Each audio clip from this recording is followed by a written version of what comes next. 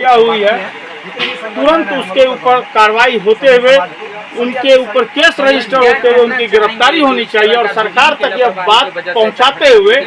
बच्चों के लिए 10-10 लाख की कम से कम मुआवजा की राशि होनी चाहिए। जो इनके 2 बच्चे हैं, जो छोटे बच्चे हैं, अभी गोद में ही हैं, तो उन 2 बच्चों के लिए 10-10 लाख रुपए की मुआवजा की राशि होनी चाहिए। इस घटना के 20-25 दिन के बाद जब हमें पता चला है तो हम यहाँ पहुंचे हैं, किस तरीके से इस घटना को एक मौत को दबा दिया गया, जो ना कहीं पेपर में आया, ना न्यूज़पेपर में आया, ना थाने में इस बात का रिकॉर्ड हुआ, ना बिजली डिपार्टमेंट पे कोई प्रश्न हुआ, ना सरकार की कोई जो है यहाँ पे इंटरफ्रेंस हुआ। तो इस घटना को दबाया जाने की जो है वो कोशिश की गई है।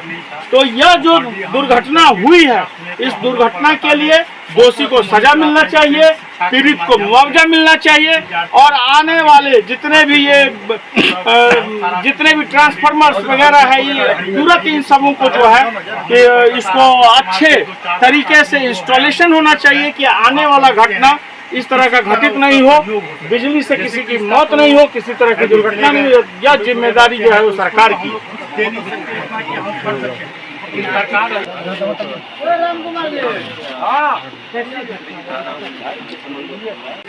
अभी उसका दो छोटा बच्चा है जो गोद में है।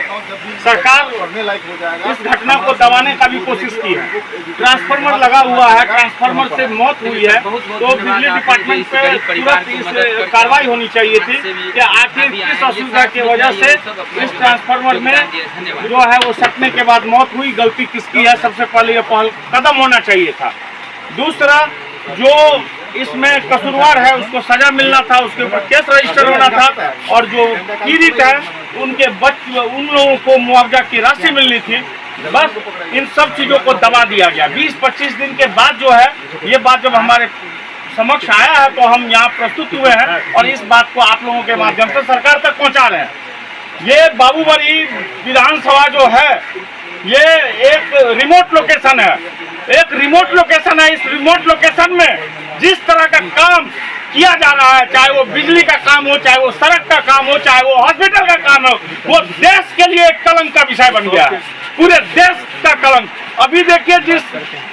जिसकी मौत हुई है इस ट्रांसफार्मर के वजह से, ये जो गांव है, गांव का जो रोड देखेंगे, ये हम लोग जिस पंचायत में खजौली पंचायत में है, खजौली पंचायत में जो सड़क है वो गांव का जो सरफेस है, जो रोड है, जो जिसमें घर बना हुआ है और रोड का बीच का 12-14 फीट का जो है वो डेप्थ। तो ट्रांसफार्मर जो लगाया गया है वो ट्रांसफार्मर बिल्कुल रोड के करीब लगाया गया है। जिस रोड पे लोग चलते हैं, जिस रोड पे लोग जीवन यापन कर रहे हैं, लगभग उस पे चल के, तो उसकी हाइट नहीं होने की वजह से जब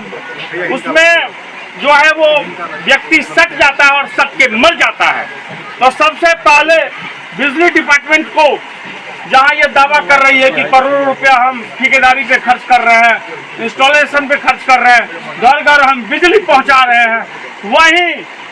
जिस पीछे जब मौत होती है तो उस बात को ये दबाते हैं, उस बात को ये दबाते हैं, उस मौत को ये दबाते हैं, उस घटना को ये दबाते हैं। जहां पीड़ित को मुआवजा मिलना चाहिए, जहां इस तरह के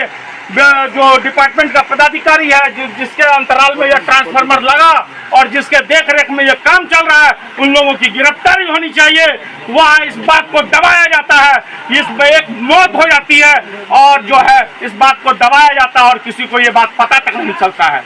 ये 25-30 दिन पहले की यह दुखद घटना है, जो गांव में एक मौत हुई है, यह दुखद घटना है, लेकिन इसको इस तरह से दबा दिया गया है कि यहाँ कुछ हुआ ही नहीं था। तो मैं सरकार से सबसे पहले दरखास्त करना चाहूंगा कि इस व्यवस्था को चेंज किया जाए और जो दोषी है इस मौत के लिए उसको सजा दिया जाए। पीड़ित को